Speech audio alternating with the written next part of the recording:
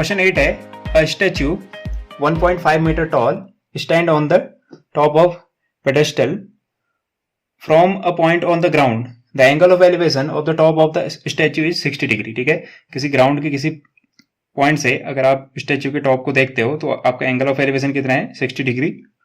अगर ए point, suppose ये statue कितना है, ए बी, स्टैच्यू है ए बी, आप डी पॉइंट से उसके टॉप को देख रहे हो तो आप एंगल ऑफ एलिवेशन बनता है 60 फ्रॉम द सेम पॉइंट। उसी पॉइंट से आप कहां देख रहे हो, एंगल ऑफ एलिवेशन बन रहा है टॉप ऑफ द पेडेस्टल। ठीक है, जो सेम क्वेश्चन अभी 7th क्वेश्चन था, इसका पिछला क्वेश्चन सेम ऐसा ही था।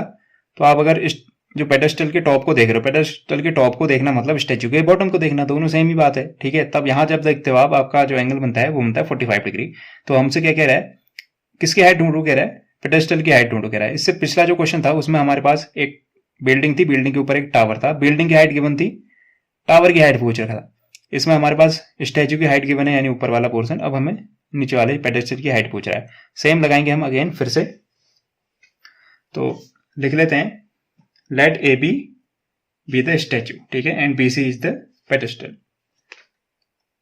लेट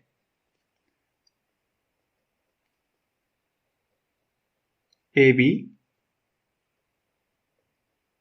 द स्टैच्यू, BC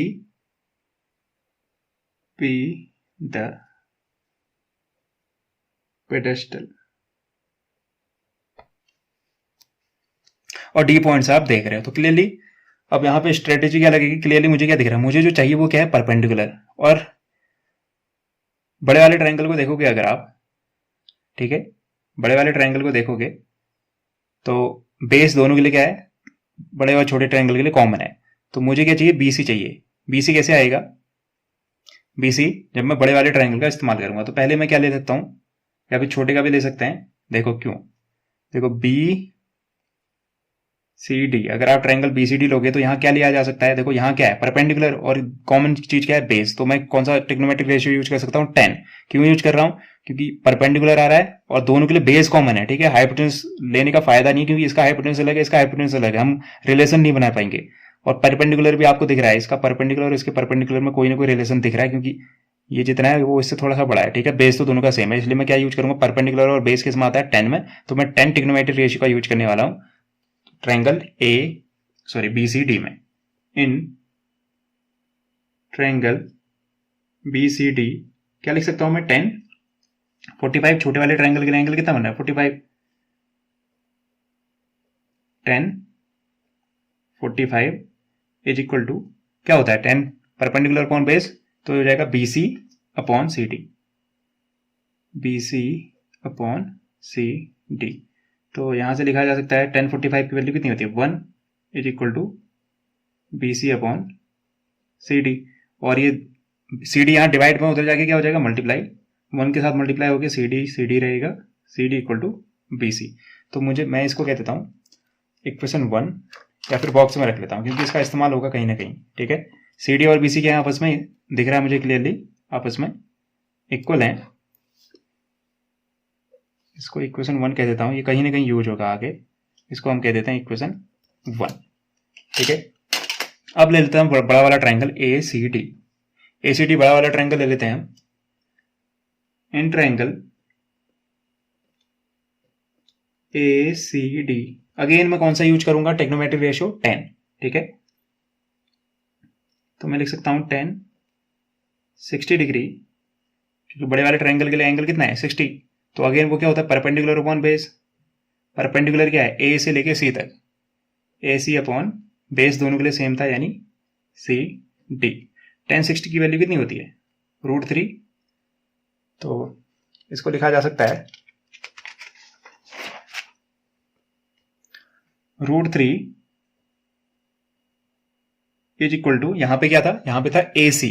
ठीक है, AC कैसे आ रहा था, AC को मैं क्या लिख सकता हूं, AC को क्या लिख सकता हूं, AB प्लस BC, और AB की वैल्यू कितनी है, 1.6। तो AB plus BC, AB plus BC divided by CD। ठीक है, AB की वैल्यू थी 1.6, BC और यहाँ पे अपॉन में आया था हमारा CD, ठीक है। और CD किसके इक्वल था, जो अभी इक्वेशन 1 थी, CD की जगह मैं क्या लिख सकता हूँ, BC लिख सकता हूँ। आगे लिख दो आप फ्रॉम इक्वेशन 1। BC और CD आपस में क्या करते थे, हमने इक्वल करते थे। यहाँ क्या चला आ रहा है, यहाँ चला आ रहा है √3, तो ये BC इधर जाके क्या हो जाएगा, √3 से मल्टीप्लाई हो जाएगा, ठीक है। तो BC को √3 से मल्टीप्लाई कर दो तो बनेगा √3 into BC is equal to 1.6 plus BC। तो BC एक तरफ ले लेते हैं, ये यहाँ आ जाएगा, तो √3 ऑलरेडी है, √3 BC, ये प्लस BC इधर आके minus BC is equal to 1.6। तो BC दोनों में से कॉमन ले लेता हूँ तो बचेगा √3 माइनस 1, और कॉमन क्या ले लिया मैंने, BC। कॉमन लेने का मतलब उससे डिवाइड कर दो, तो BC कॉमन लूंगा तो BC से डिवाइड करूंगा तो यहाँ √3 बचेगा, यहाँ -1 बचेगा, इज इक्वल टू हो जाएगा 1.6। अब क्लियरली मुझे क्या दिख रहा है, BC के साथ ये पूरा टर्म क्या है, मल्टीप्लाई में है, तो उधर जाके डिवाइड हो जाएगा। तो मैं इसको लिख सकता हूँ BC is equal to 1.6 upon में क्या आया, √3 माइनस 1, ठीक है। अब हम क्या करेंगे, इसको रैशनलाइज कर देंगे, यानी √3 + 1 से ऊपर नीचे मल्टीप्लाई कर देंगे। साइन चेंज कर देते हैं, तो हम क्या करेंगे, √3 + 1 से ऊपर नीचे मल्टीप्लाई, √3 + 1 से ऊपर भी और नीचे भी मल्टीप्लाई कर देंगे।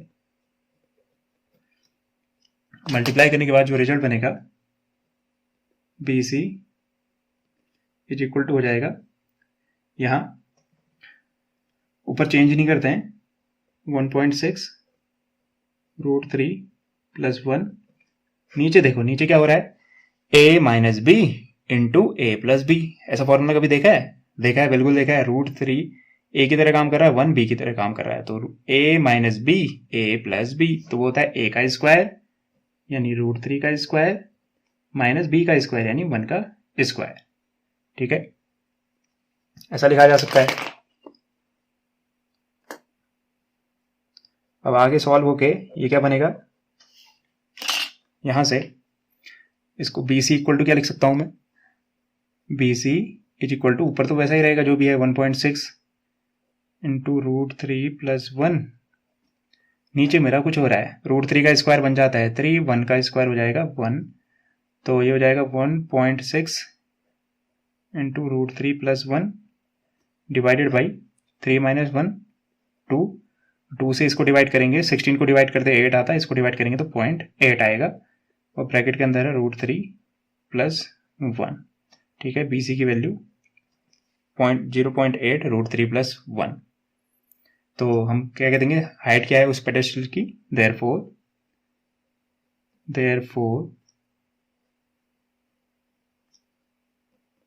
Height of the pedestal is 0.8 √3 + 1 metre. उम्मीद करता हूँ आपको ये एक्सप्लेनेशन पसंद आया होगा और समझ भी आया होगा। Thank you and have a nice day.